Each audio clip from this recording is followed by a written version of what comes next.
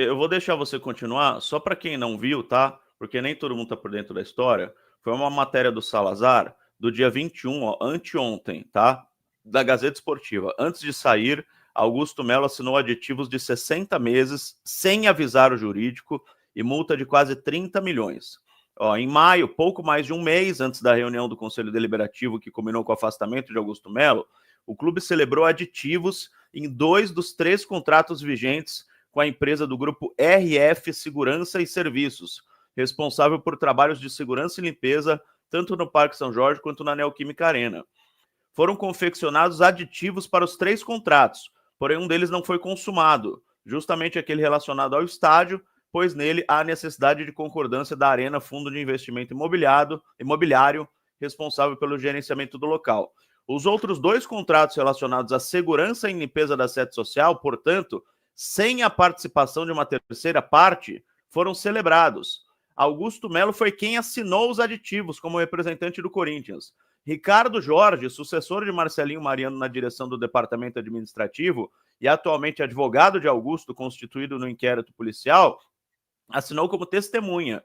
Pela RF assinaram Wellington Alves Milese, sócio administrador da empresa, e Rodrigo Lima do Amaral como testemunha. Os aditivos não contêm assinatura ou carimbo do departamento jurídico do Corinthians, à época liderado por Vinícius Cascone. Aí tem aqui, ó, os contratos originais previam o seguinte: sobre a prestação de serviço, não há prazo determinado para o vencimento e não há previsão de multa. Se o Corinthians não quisesse, não precisa pagar mais multa. Sobre a limpeza, vínculo até 31 de dezembro de 26, ou seja, mais um ano e meio, e multa de uma mensalidade. Se o Corinthians quisesse acabar com o contrato, pagava uma mensalidade, um mês.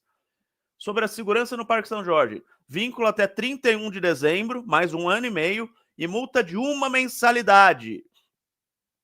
Com os aditivos, mudou para o seguinte: limpeza, vínculo até 31 de dezembro de 2030 e multa atrelada ao valor integral remanescente do contrato. Ou seja, em vez de você pagar uma mensalidade, se você quiser cortar o fornecimento de limpeza, você tem que pagar o valor total até dezembro de 30. Olha a mudança. Segurança, a mesma coisa. 31 de dezembro de 30 e multa atrelada ao valor integral do contrato. Os aditivos também aumentaram de 292 mil e alguma coisa para 315 mil e alguma coisa, e de 165 mil e alguma coisa para 178 mil e alguma coisa. Ou seja, se o Corinthians quiser rescindir com essas duas empresas, tem que pagar 30 milhões de reais, sendo que antes disso precisaria pagar 2 mensalidades, que dariam uns 400 mil reais mais ou menos. 300, 400 mil reais mais ou menos. 30 milhões de reais por causa desses aditivos assinados pelo Augusto um pouco mais de um mês antes dele ser afastado. Só para dar a história para quem não sabia, Silvinho, agora me desculpe aí cortar o seu pensamento, pode continuar. Não, Bela, a questão é que o erro já começa na origem, né? É uma empresa que foi criada não tem 3 anos, só tem um cliente, com um único dono, e tem um detalhe, Bela, tem um detalhe. Quando você rescinde um contrato com uma empresa desse porte, ela quebra. Ela quebra. Ela só tem um cliente. Certamente, normalmente quando você perde um contrato, e aí você tem que mandar as pessoas embora, nesse tipo de serviço é muito comum ter ação trabalhista. Sabe para onde vão as ações trabalhistas? Já que uma empresa unipessoal, você não consegue disponibilizar os bens do único dono? Sabe para onde vai cair essa pista? Para o Corinthians. Corinthians recusa proposta milionária por Félix Torres. Meu timão. Corinthians recusou uma proposta de 2,5 milhões de dólares, ou seja, metade do que pagou, do Shabab Al-Ali, do Emirados Árabes, por Félix Torres. A oferta da equipe era por 50%, ou seja, o Corinthians ficaria com metade, então acabaria recebendo mais ou menos o que pagou, né? A informação sobre a oferta foi divulgada inicialmente pelo jornalista André Hernan, já o clube interessado e as cifras envolvidas pelo Vene Casagrande. Então o Corinthians recusou aí uma proposta pelo Félix Torres. O Corinthians pagou, na verdade, 6,5 milhões de dólares, né? Então metade seria 3,250. Mas tem dívida do 3.250. clube dele, né? Tem dívida porque não pagou. Corinthians não pagou, né? Comprou, mas não pagou. Então tem uma dívida que o Félix Torres ajudaria a pagar essa dívida. Hã? Ajudaria a pagar essa dívida. Ajudaria, mas não paga, né? Não paga. Mas pelo menos se livraria de um salário. Salário. A gente não pagou e deve mais do que pagou, é isso. Pedro Ramiro, tive acesso a imagens exclusivas que comprovam a presença dos empresários apontados como reais intermediários da Vai de Bet na cerimônia de posse de Augusto Melo.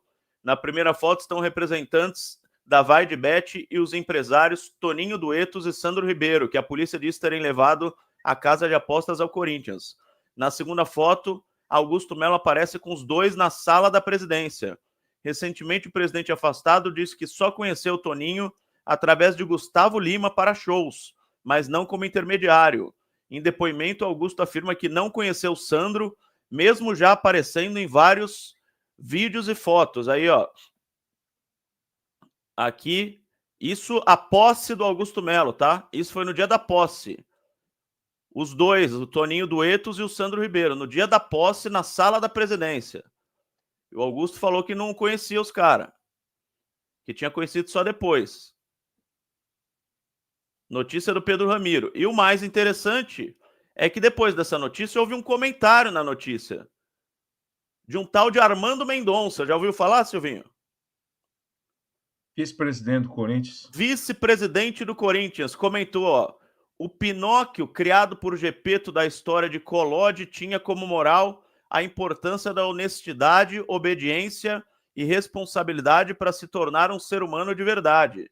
Já o Pinóquio do Parque São Jorge virou um verdadeiro personagem que tem como maior qualidade o tamanho do seu nariz, por ter enganado com abundância a todos e ter virado o primeiro presidente da nossa história a ser indicado por...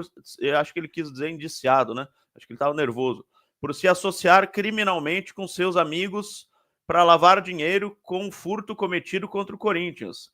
Que este homem de madeira seja definitivamente expulso do nosso amado clube e nunca mais tente administrá-lo. Espero que os sócios façam história com esse nocivo personagem Augusto Melo. O interessante é que ele utiliza o apelido que o André Sanches deu, né, pro Augusto Melo, Pinóquio.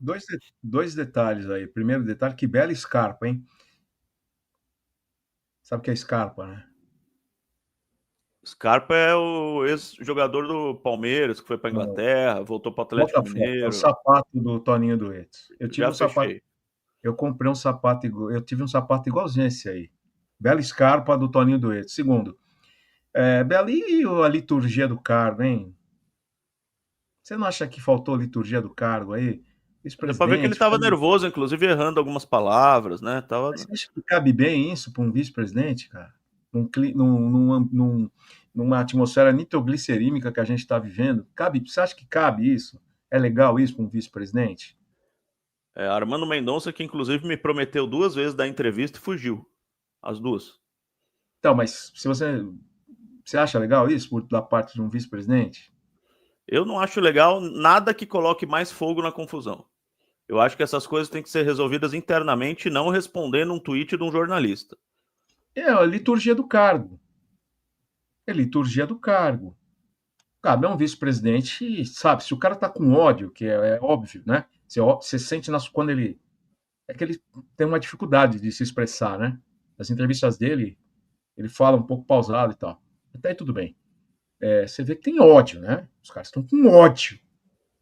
Mas o cara não tem que dar uma segurada na onda, cara, porque é vice-presidente, cara.